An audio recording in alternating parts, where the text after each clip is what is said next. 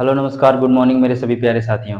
Student study point के इस class में आप लोगों का हार्दिक हार्दिक स्वागत है। आइए आज हम एक और प्रैक्टिस सेट लेकर आए हैं जिसका नाम है प्रैक्टिस सेट 5, जिसमें सामान्य अध्ययन के कुछ और भी महत्वपूर्ण प्रश्न है जिसे आप लोगों के बीच लाया जा रहा है। आइए आप लोग देखेंगे कि आज जो सामान्य अध्ययन के क्वेश्चन है उसमें थोड़ा सा अंतर है। कुछ कूट वाले प्रश्न हैं, कुछ प्रश्न लंबे हैं, लेकिन लंबे प्रश्न को देख के घबराना नहीं है और सभी प्रश्न आसान होते हैं, बस उसे जानना चाहिए, समझना चाहिए।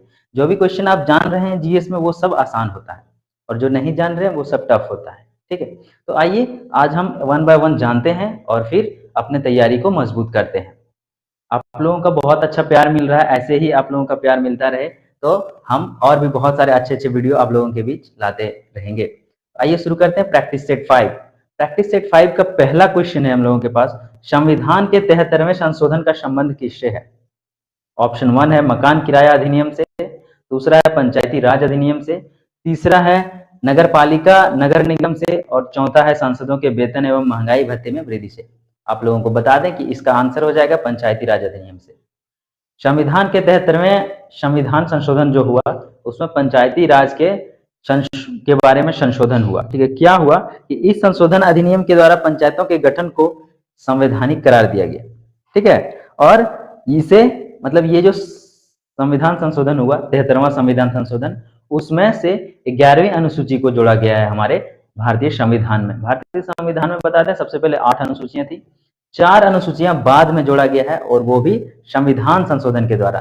तो हम सारे संविधान संशोधन बताएंगे, जब समय आएगा तो एक एक करके सारा बताएंगे। और खास करके जब हम लोग पॉलिटिकल का क्लास करेंगे, ये तो प्रैक्टिस सेट है, जब स्पेशल पॉलिटिक्स का क्लास करेंगे तो उसमें हम लोग अच्छे से समझेंगे कि कितने अनुसूचियां थी, कितने भाग थे, कितने अनुच्छेद हैं, कौन से अनुच्छेद में क्या है, कौन से अनुसूचियों में क्या है। तो अभी फिलहाल 73वां संशोधन जो है, 73वां संविधान संशोधन, ठीक है, वो पंचायती राज से संबंधित है। ये संशोधन जो है वो सिर्फ पंचायतों के लिए हुआ है। पंचायतों में जो भी विकास होगा, जो भी आपका मुखिया होगा, चाहे वो वार्ड सदस्य होगा, जो भी है उसके लिए संशोधन हुआ था। तो नेक्स्ट क्वेश्चन है हमारा, राष्ट्रीय कृषि बीमा योजना की शुरुआत किस वर्ष किया गया?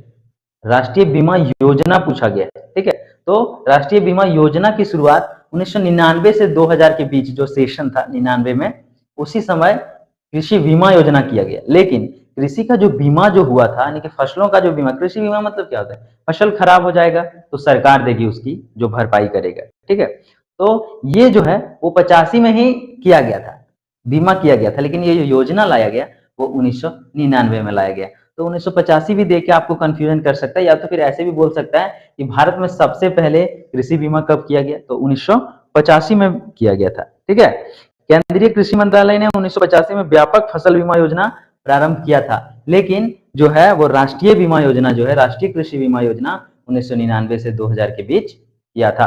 आइए देखते हैं तीसरा प्रश्न, हड़प्पा संस्कृति के संबंध में शैलकृत स्थापत्य कला के प्रमाण कहाँ मिलते हैं?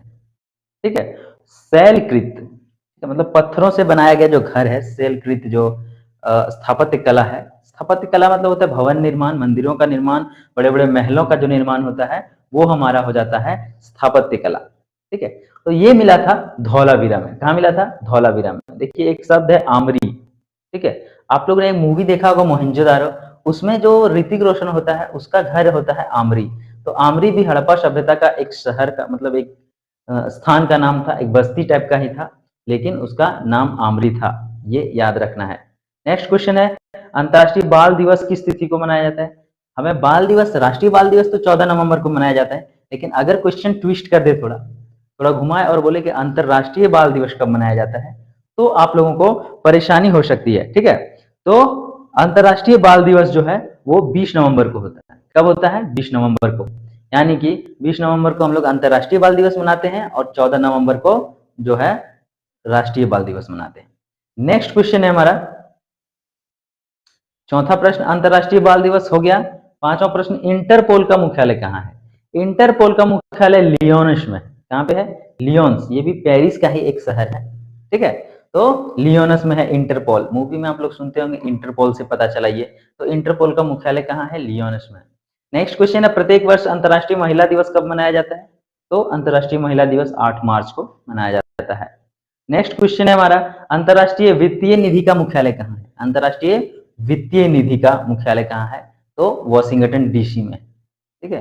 नेक्स्ट क्वेश्चन है, वही इंटरनेशनल मॉनिटरी फंड आईएमएफ बोलते हैं इसको, अंतरराष्ट्रीय वित्तीय निधि बोलते हैं, वही चीज है। आठवां है, पंडवानी नृत्य किस राज्य से संबंधित है या कहां से संबंधित है? तो ये हो जाएगा छत्तीसगढ़ से। कहां से? छत्तीसगढ़ से। नेक्स्ट क्वेश्चन है हमारा, बास्केटबॉल के खेल में प्रत्येक पक्ष यानी कि दोनों तरफ कितने कितने खिलाड़ी होते हैं? तो 5 खिलाड़ी होते हैं, दोनों तरफ 5-5 खिलाड़ी होते हैं बास्केटबॉल में। नेक्स्ट क्वेश्चन है हमारा, सौर मंडल का सबसे ठंडा ग्रह कौन सा है? सौर मंडल का सबसे ठंडा ग्रह जो है वो नेपच्यून है। ठीक है, लिखा हुआ है जुपिटर। क्वेश्चन ऐसे ही कंफ्यूज करता है, आप अगर उसका इंग्लिश नहीं जानते हैं तो कंफ्यूज कर देगा। देखिए, जुपिटर बृहस्पति हो गया, सैटर्न आपका शनि हो गया, मार्स मंगल हो गया। ठीक है, तो इस तरह से आपको नेपच्यून आंसर करना है, क्योंकि नेपच्यून सूरज से सबसे दूर है और जो सूरज से जितना दूर रहेगा वहां पे ठंडा उतना ज्यादा पड़ेगा। सूरज से जो सबसे नजदीक रहेगा, जैसे बुध है, शुक्र है, तो वहां का टेम्परेचर बहुत ज्यादा हाई रहता है। ठीक है, और पृथ्वी बीचों बीच है, तो ना बहुत ज्यादा ठंडा है ना बहुत ज्यादा गर्म है, यहाँ पे अनुकूलित वातावरण है मनुष्य के लिए। तो ये है। चलते हैं नेक्स्ट प्रश्न की ओर। भारतीय संविधान के किस अनुच्छेद के प्रावधानों के अंतर्गत संशोधन किया जा सकता है? मतलब किस अनुच्छेद में संशोधन किया जा सकता है, ये लिखा हुआ है। ठीक है, तो भारत के जो संविधान का संशोधन है वो 368 में है। अनुच्छेद 368 में ये लिखा है, जब पूरा संविधान बन गया तो संविधान जो लिख रहे थे उन लोगों ने सोचा कि अगर संविधान हम लोग जैसे बना देते हैं और उसमें संशोधन की बात नहीं रखते हैं तो फिर आने वाले समय में हो सकता है सिचुएशन चेंज हो जाए। अभी अगर हम लोगों को 10 बजे स्कूल जाना होता है, 10 बजे ऑफिस जाना होता है, अगर उस समय जो है सो यहाँ पे 10 बजे सुबह ही होगा, ठीक है, तो फिर कैसे होगा? सिचुएशन सारा चेंज हो जाएगा। तो संविधान का सारा रूल रेगुलेशन भी चेंज करना होगा। इसीलिए तो चेंज कैसे होगा? अभी हम लोग बना के चल जा रहे हैं, फिर मान के चलिए 200 साल बाद अगर कोई आदमी रहता है तो वो कैसे होगा? तो उसके लिए संविधान में संशोधन किया गया। तो संशोधन का जो प्रावधान है वो कब किसमें है? तो 368 के अनुच्छेद में संविधान के संशोधन का प्रावधान है। ठीक है, आप लोगों को कमेंट बॉक्स में लिखना है कि संवैधानिक उपचार का जो प्रबंध है वो कौन से अनुच्छेद में है। नेक्स्ट क्वेश्चन है, निम्नलिखित में से वह राज्य कौन सा है जिसकी अंतरराष्ट्रीय सीमाएं 3 देशों से मिलती है? अगर 3 देशों से मिलती है, पिछले सेट में हमने पढ़ा था कि कौन ऐसा 3 राज्य या 3 तरफ से घिरा हुआ है, तो सिक्किम था। ठीक है, लेकिन यहाँ पे सिक्किम नहीं है, तो यहाँ पे ऑप्शन है अरुणाचल प्रदेश, त्रिपुरा, असम और मिजोरम। वहां भी 3 देश 4 देश दिया हुआ था ऑप्शन, तो यहाँ पे भी आपको देना है कि 3 देश से मिला हुआ कौन सा राज्य है। तो इसका आंसर हो जाएगा अरुणाचल प्रदेश। अरुणाचल प्रदेश जो है वो म्यांमार, चाइना और बांग्लादेश, ठीक है, ये 3 देशों से मतलब सीमा साझा करता है। नेक्स्ट क्वेश्चन है हमारा, हुमायूं का मकबरा कहाँ है? हुमायूं जो थे अकबर के पिताजी, ठीक है, तो वो उसका जो मकबरा है वो कहाँ पे है? तो दिल्ली में है। ठीक है, हुमायूं का मकबरा दिल्ली में है। अगर पूछा जाए जहांगीर का मकबरा कहाँ है, तो जहांगीर का मकबरा लाहौर में है। और बाबर का मकबरा पूछा जाए तो काबुल में है।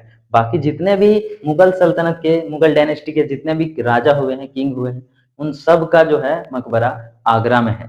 ठीक है, लेकिन ये जो आपका हो गया जहांगीर लाहौर में है, फिर हुमायूं दिल्ली में है और बाबर का काबुल में है। नेक्स्ट क्वेश्चन हम लोग देखते हैं, सरहुल नृत्य किस राज्य से संबंधित है? सरहुल जानते हैं झारखंड से संबंधित है। झारखंड में सरहुल नृत्य एक जनजातियों का बहुत ही मतलब अच्छा पर्व माना जाता है सरहुल को। ठीक है, तो सरहुल में जो है सो साल के वृक्ष के पास अखड़ा लगता है, पूजा करता है, तो वो सब जो है वो झारखंड में मनाया जाता है।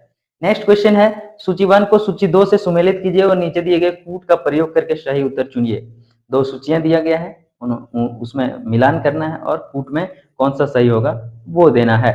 ठीक है, तो कूट में कौन सा सही होगा आंसर? देखिए, हरित क्रांति संबंधित है खाद्यान्न से, अनाज से। श्वेत क्रांति दूध से, तो 1 का हो जाएगा 3, 2 का हो जाएगा 2, 1 का 3, 2 का 2। ठीक है, गुलाबी क्रांति हो जाएगा झींगा से, 3 का 1 और चौथा का चौथा। तो ये आंसर हो जाएगा आपका बी। बी आंसर हो जाएगा आपका। नेक्स्ट क्वेश्चन चलते हैं। अगला प्रश्न है, किस संविधान संशोधन के द्वारा मतदाता की न्यूनतम आयु 21 वर्ष से घटाकर 18 वर्ष कर दिया गया, ठीक है। 21 वर्ष से घटाकर कितना कर दिया गया था? 18 वर्ष। तो 18 वर्ष जो है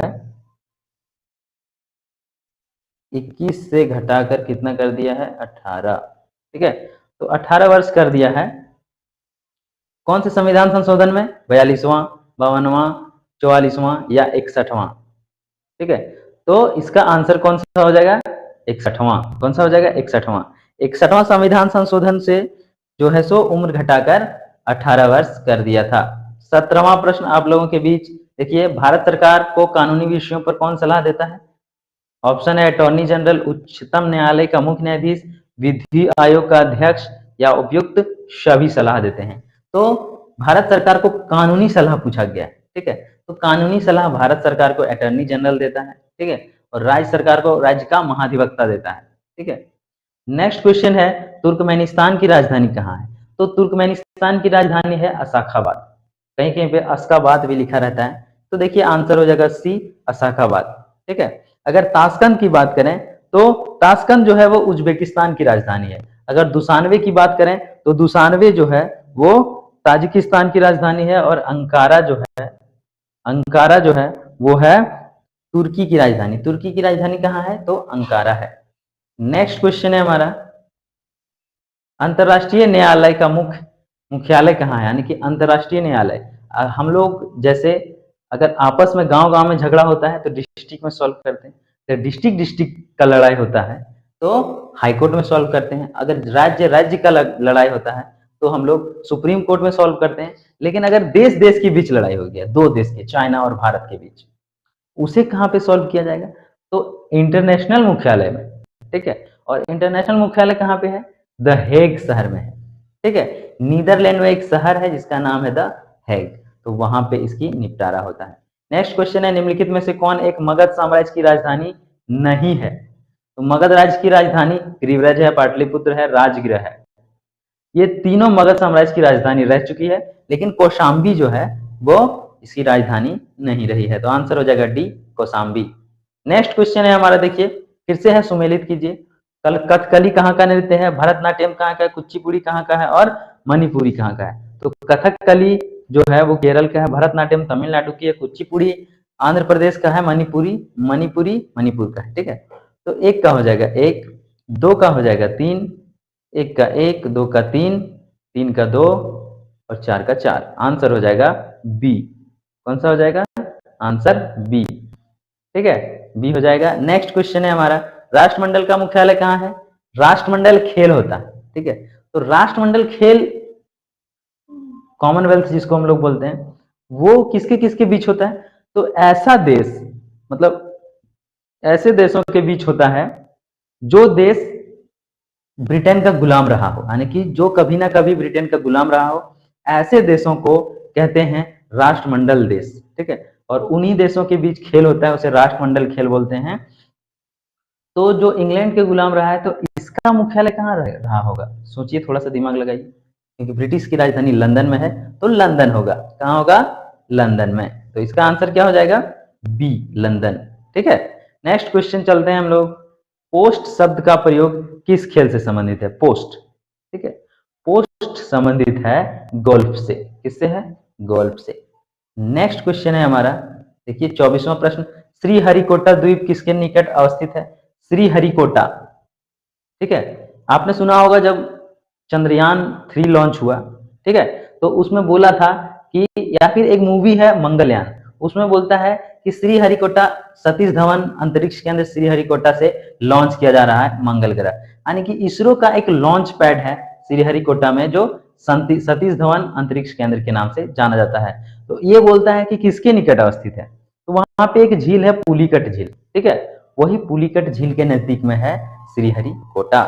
नेक्स्ट क्वेश्चन आपका, प्लेइंग इट माय वे पुस्तक के लेखक का नाम बताइए। तो प्लेइंग इट माय वे के लेखक हैं सचिन तेंदुलकर। कौन है? सचिन तेंदुलकर। नेक्स्ट क्वेश्चन है हमारा, विश्व व्यापार संगठन जो अब गेट के स्थान पर है, उसका मुख्यालय कहाँ है?